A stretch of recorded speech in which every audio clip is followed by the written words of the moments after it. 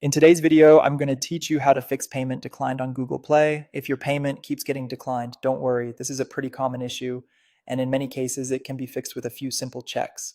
The goal is to make sure your payment method is entered correctly, your Google Play app is working properly, and your bank is not blocking the transaction. First, update your payment details or remove and re-add your card. This is often the fastest fix. When you add the card again, make sure every detail matches exactly what your bank has on file, especially the billing address and zip or postal code. Even a small mismatch can cause Google Play to reject the payment, so it's worth checking carefully before trying again. Next, clear the Google Play Store cache and data. To do that, open your device settings, go to Apps, find Google Play Store, then open Storage. Tap Clear Cache and Clear Data. This helps remove temporary errors or outdated payment information that might be interfering with the purchase. After that, restart your device before attempting the payment again.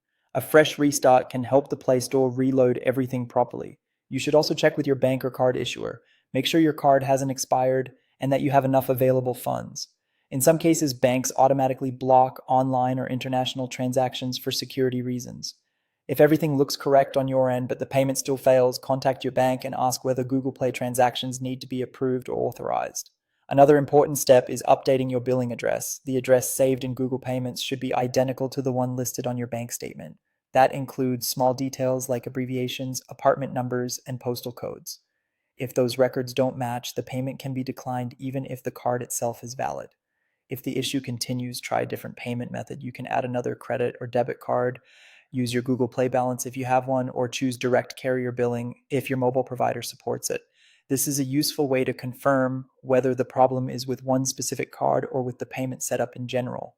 Finally, look for an 8-digit verification code if your card says verification is needed.